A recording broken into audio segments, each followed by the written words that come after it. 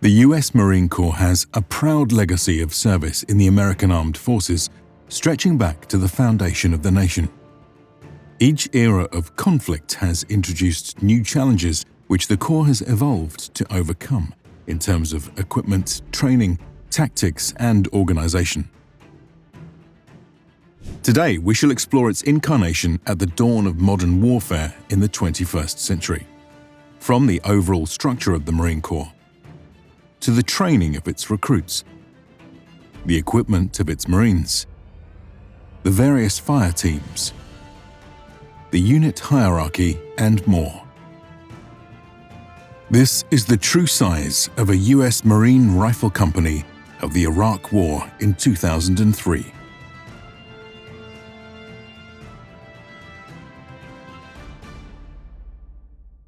So one of the awesome things about this True Size series that I really like is the ability to recreate militaries and their organizations and units from across the ages. Now you can actually pit these against each other in an immersive battlefield environment with today's sponsor, War Thunder. It's one of the most comprehensive vehicle combat games ever made, with over 2,500 tanks, planes, helicopters, and ships from 10 major nations spanning all the way from the 1920s to today, available on PC, consoles, and mobile. The atmosphere is super immersive, with incredible graphics, realistic sound effects, and beautiful music. As a fan of military history, it's a blast being able to compare the capabilities of various war machines from across the eras. And this goes beyond just basic hit points. War Thunder has a really sophisticated damage modeling system to track hits to crews, engines, and fuel tanks. X-Ray View even provides detailed feedback on precisely how this damage gets propagated across vehicles. It's really awesome and makes for some incredibly tense moments. So join a worldwide community of over 70 million players in epic PvP battles for free on PC, Xbox, and PlayStation, or pick up the all-new mobile version on iOS and Android.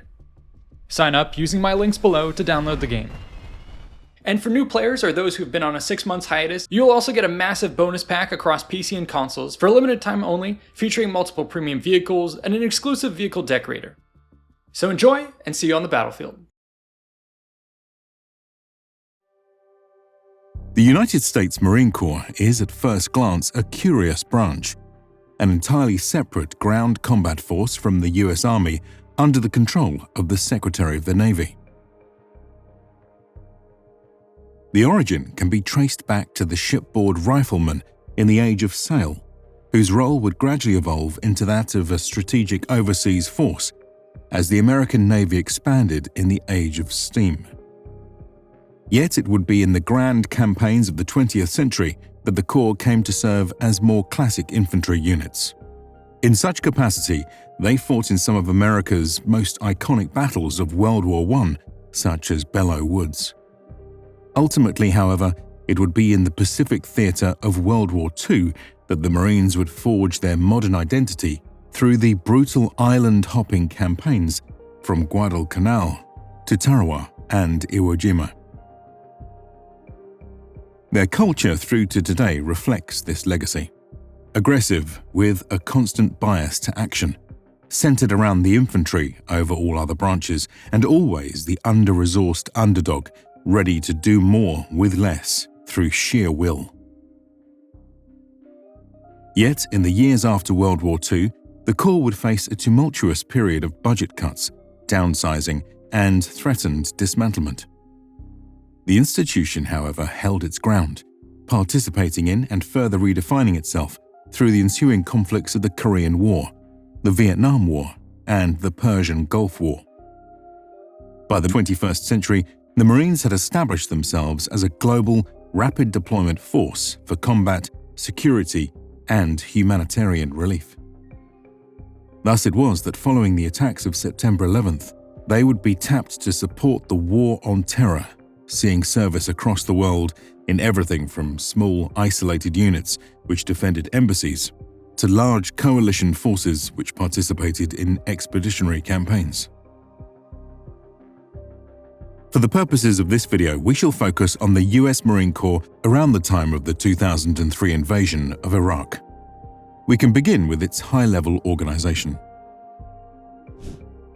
At the top of leadership was the Commandant of the Marine Corps, who reported to the Secretary of the Navy and sat on the Joint Chiefs of Staff. Beneath them was a large headquarters and chain of command whose convoluted nature is not worth getting into.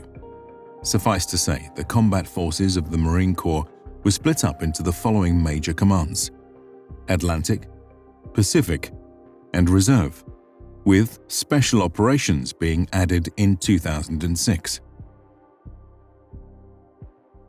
Beneath them came combat arms organized into 3 Marine Expeditionary Forces, one of which was assigned to the Atlantic Theater and 2 to the Pacific. Each MEF had its own headquarters group: 1 Marine Division, 1 Marine Air Wing, and 1 Marine Logistics Group, for about 30 to 50,000 troops total. While each MEF was unique, its major elements can be summarized as follows. The division broke out into roughly 3 regiments or brigades, each with 3 battalions of 3 companies, for a total of about 15,000 Marines, along with numerous organic support elements. The Air Wing broke out into 3 groups, each with at least 3 squadrons, organized by vehicle type, which might number about 20 aircraft or ground support elements. The Logistics Group broke out into multiple regiments, which in turn hosted battalions distinguished by role for general or support missions such as maintenance, engineering, and healthcare. Each such Marine Expeditionary Force acted as a permanent institution and general pool of manpower. In theory, the entire MEF could be deployed as a whole. However, in practice, it was used to form combat units known as Marine Air Ground Task Forces, or MAGTAFs. As the name implies, these were combined arms groups, whose size could be scaled for the mission at hand. Several of these existed on a standing basis, such as the Marine Expeditionary Units, which rotated out to sea as special operations-capable forces. Other MAGTAFs were only staffed on an as-needed basis. In 2003, it would largely be units of the 1 and 2 Marine Expeditionary Forces whose troops joined coalition forces for Operation Iraqi Freedom. Within such a MAGTAF, the Marines had access to many weapons systems spread across a myriad of units. Analyzing all of them will be beyond the scope of our video. Rather, we shall be focusing specifically on the infantry within a typical rifle company. After all, in contrast to the Army, the Marines used armor and air primarily as a supporting weapon to their infantry formations.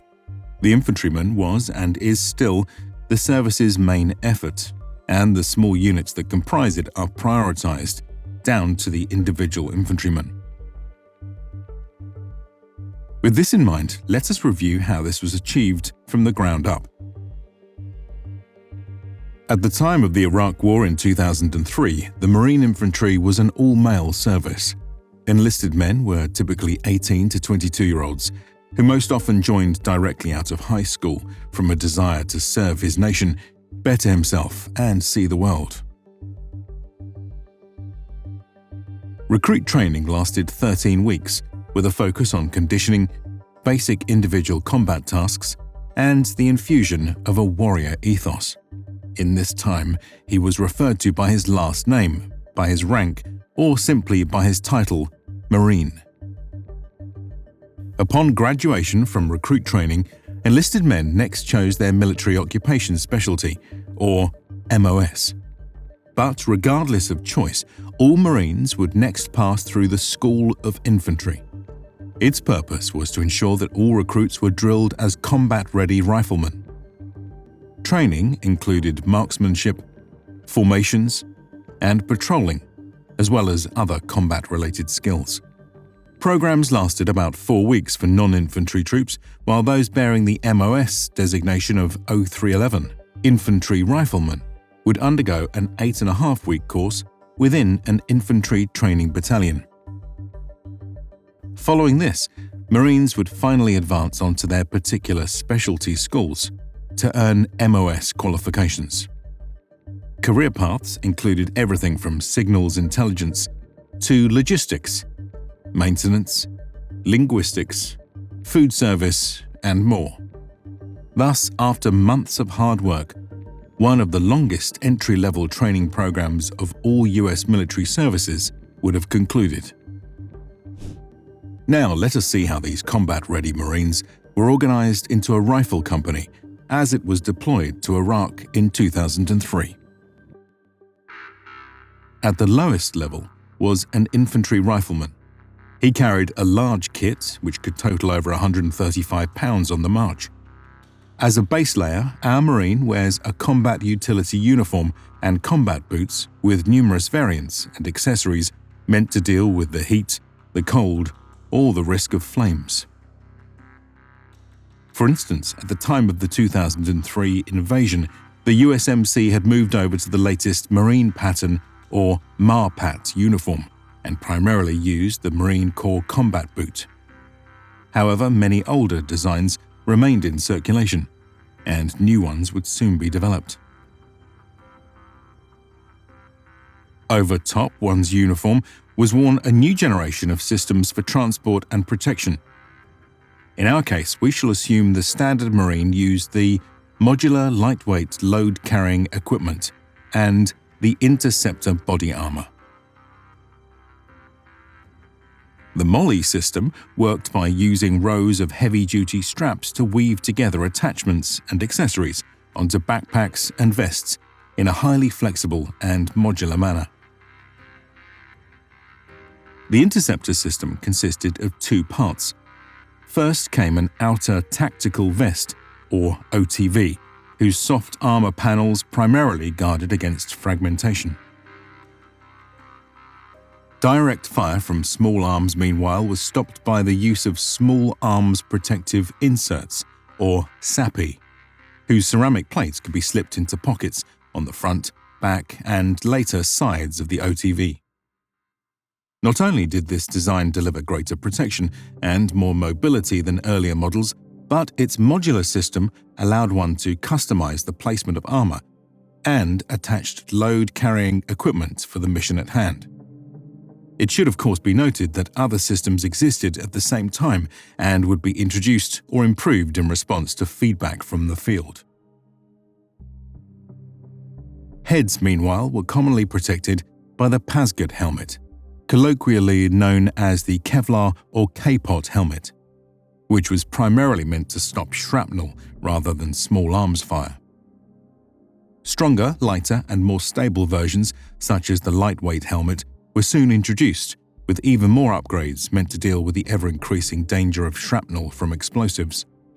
Protective eyewear and earwear were also available, as well as a variety of gas and chemical-resistant gear.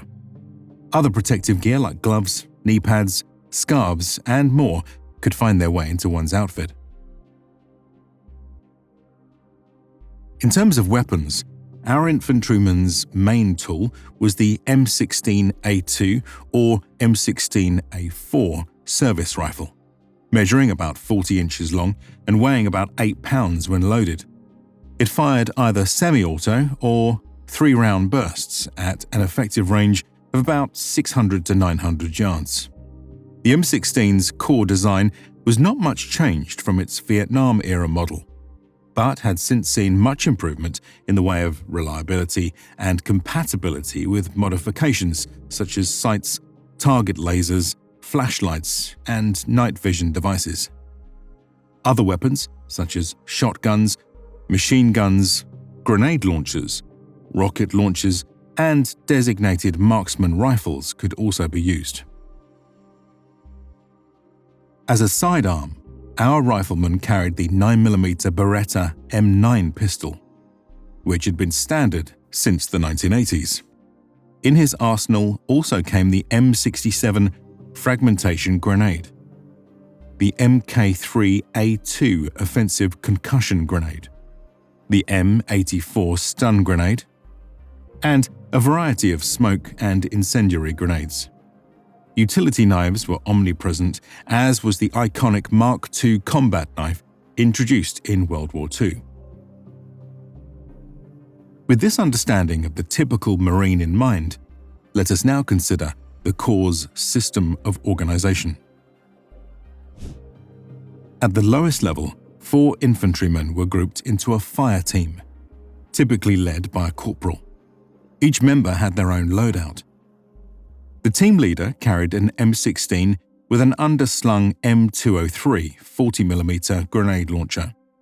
The automatic rifleman carried an M249 light machine gun or an M240 general-purpose machine gun for longer engagement distances. The assistant automatic rifleman carried an M16 and additional ammunition for the automatic rifleman. And the basic rifleman carried an M16 and served as the designated scout. This 4-man configuration should be contrasted with Marine forces from the earlier 20th century, whose smallest unit was instead the 13-man squad, all of whom bore the same weapon. While there is some debate over its origin, we would point to the 2nd Marine Raiders under Evans Carlson as the first demonstration of the effectiveness of the Fireteam. Its creation allowed otherwise unwieldy squads to break out into smaller units, each with enough autonomy and distributed firepower to take the initiative and solve their own problems, using weapons organic to themselves rather than requiring external support. Next, 3 fire teams were combined into a 13-man rifle squad led by a sergeant. Such squad leaders were typically mature, non-commissioned officers who could be trusted to both follow their instincts and to coordinate their actions with other units.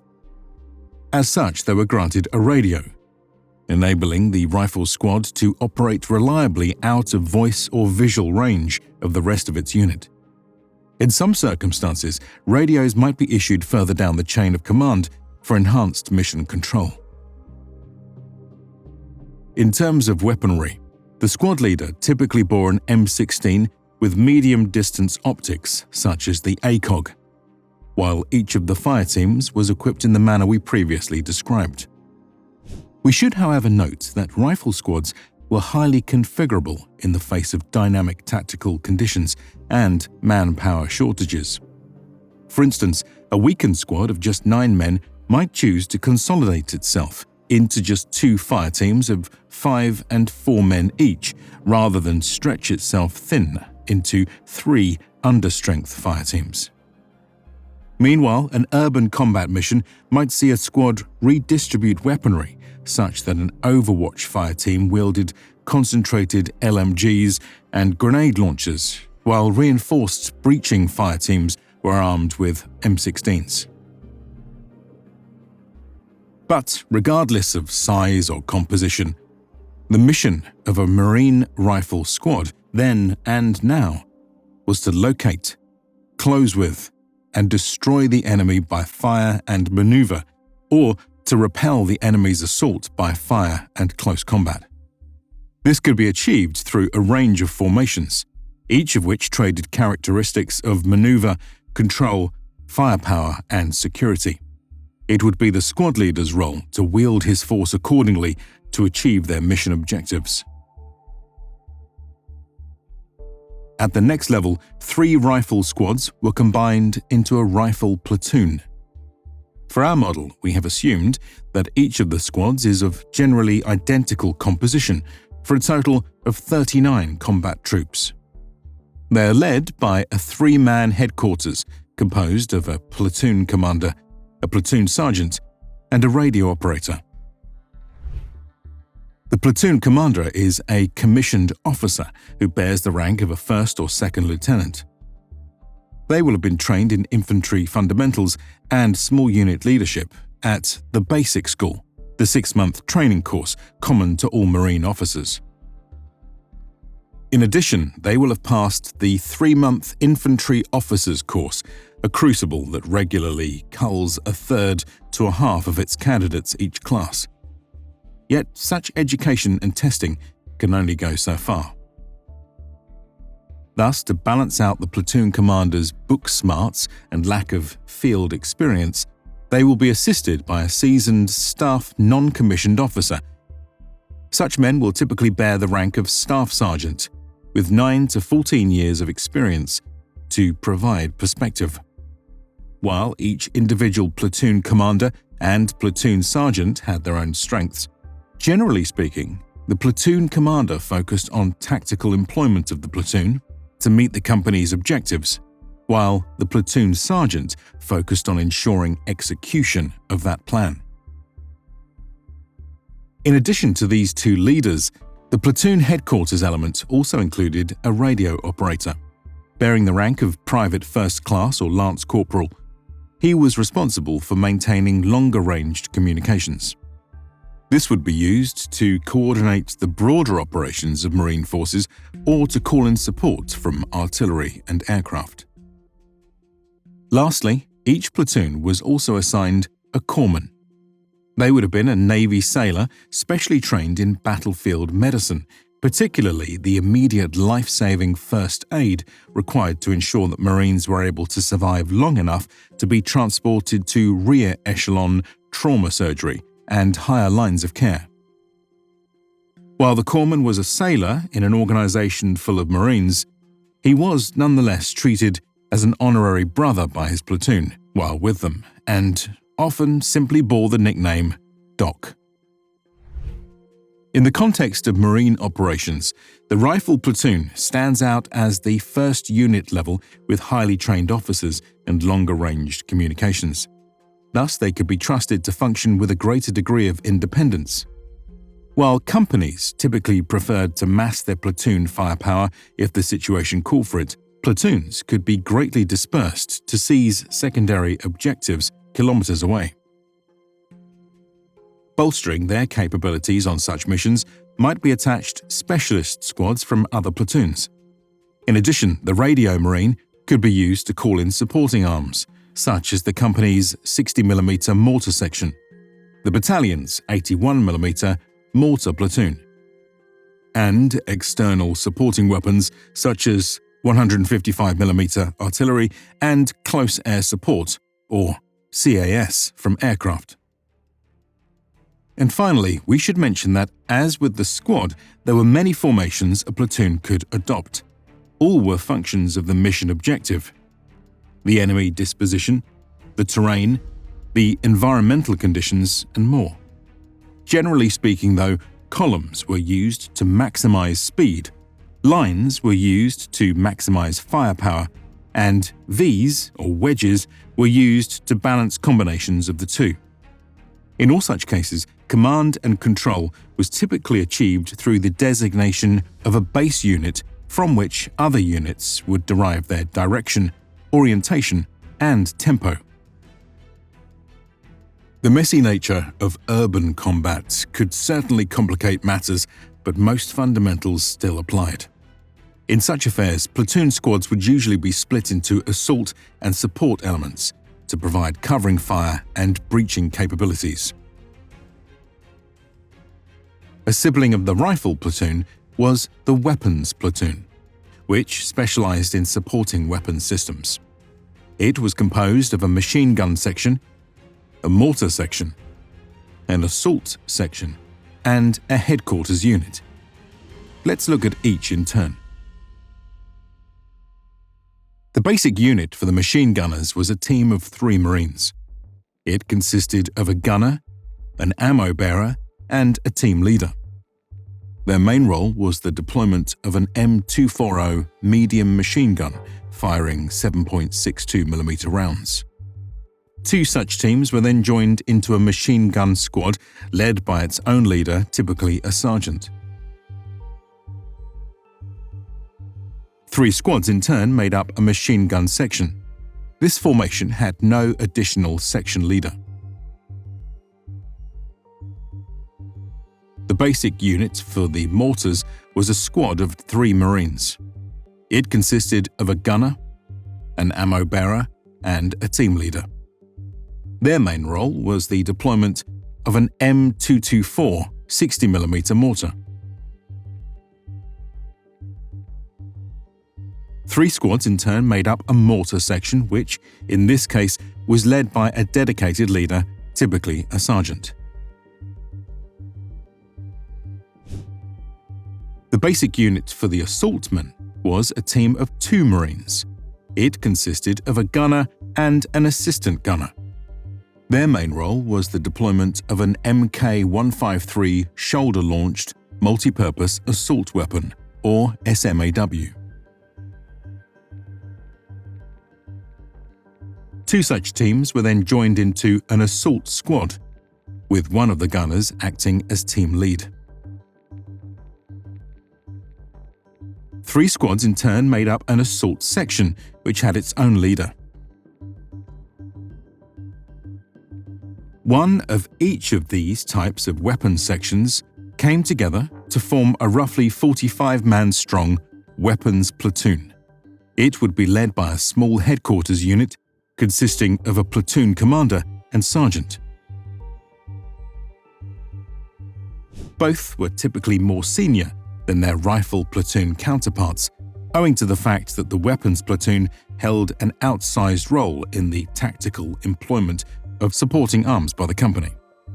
As such, command often went to a first rather than a second lieutenant, while his XO would have been a senior staff sergeant, or even a gunnery sergeant. As with the rifle platoon, a weapons platoon also had their own Navy corpsman, whose role would have been similar to that which we previously described. In terms of its operation, the weapons platoon acted as the organic fire support element of its parent rifle company. As such, it was chimeric in nature, being task-organized to meet the needs of its unit. This might mean deploying entire sections together for concentrated fire support, or splitting them up between the various rifle platoons to support their particular schemes of maneuver. More frequently, it would be the machine gun and assault sections which were divided out across the rifle platoons, with 1 squad of each reinforcing a rifle platoon. The mortar section, on the other hand, was almost exclusively operated as an entire section. The reason for this was the complexity of aiming, as mortars are indirect fire weapons, and their employment in most contexts requires a well-trained fire direction center. In combat, a mortar section would first establish a firing position, ensuring that their systems were in range to support the maneuvering rifle platoons, set system base plates, and provide all elements a fire cap to indicate readiness to provide supporting fires. When company leadership or one of the platoons called in for mortar fire, the mortar section would turn the target location into firing data, train their mortar tubes on the target, fire, and adjust their aim until successfully on target. Then sustain fire until the maneuvering element either no longer needed them or was too close to the target for them to continue firing. Moving on, we can now review the next level of the Marine unit organization, the Rifle Company. The Rifle Company was composed of 3 rifle platoons, 1 weapons platoon, and 1 headquarters element, for a total of about 180 Marines and sailors. The rifle and weapons platoons were organized as previously described. The headquarters unit, meanwhile, bears closer inspection. Boasting a dozen Marines, its enlarged size proved vital for ensuring the company's high degree of autonomy. At the core of the HQ was a 4-man leadership team. It included the following: the company commander, a captain in charge of every Marine and sailor in the company, the company executive officer, a first lieutenant, serving as second in command and responsible for the logistical support and training of the entire company, a company first sergeant, responsible for the discipline, morale, and administrative needs of every enlisted Marine in the company, and a company gunnery sergeant, responsible for the logistical and training needs of the company. Together, they bore the brunt of a company's often overwhelming needs. As such, their roles were intentionally overlapping. Even still, tight links and robust interconnections were needed to ensure their Marines and sailors remained supported. The rest of the HQ element was staffed by troops who helped oversee the unit, dealt with administrative matters, and served as links between the company and its parent battalion in terms of signals, intelligence, and logistics. Zooming back out, we can once more appreciate the finely tuned nature of the military organization before us. Following decades of refinement, the Rifle Company was designed as the center of all capabilities of the Marine Infantry. In most cases, this meant being wielded as a Swiss Army knife by the overall battalion. Yet, at the same time, it was organized and staffed with the express intent of being able to conduct semi-independent operations as long as possible, whilst leveraging a wide range of support elements to achieve its goal. In either case, the mission of a Marine Infantry company was to defeat the enemy by fire, maneuver, and close combat. We hope that in this true size episode, we have successfully demonstrated how this was achieved in 2003. Stay tuned for future episodes as we see how the US Marines have evolved to meet the demands of modern warfare 20 years later. And remember to take part in your own massive battles with today's sponsor, War Thunder. Play for free on PC, Xbox, PlayStation, and mobile using my links below. Those of you who are new or haven't played for 6 months will also receive a massive bonus pack across PC and consoles, including multiple premium vehicles, in-game currency, and more. So enjoy, and see you out there. For now, you can head on over to our Patreon and YouTube membership to get HD downloads of all our art, catch script previews, and participate in polls. A big thanks to the current members for supporting the channel and to the researchers, writers, and artists for making this episode possible. We couldn't have done it without this team and this community. If you enjoyed this episode, be sure to like and subscribe for more content and check out these other related videos. See you in the next one.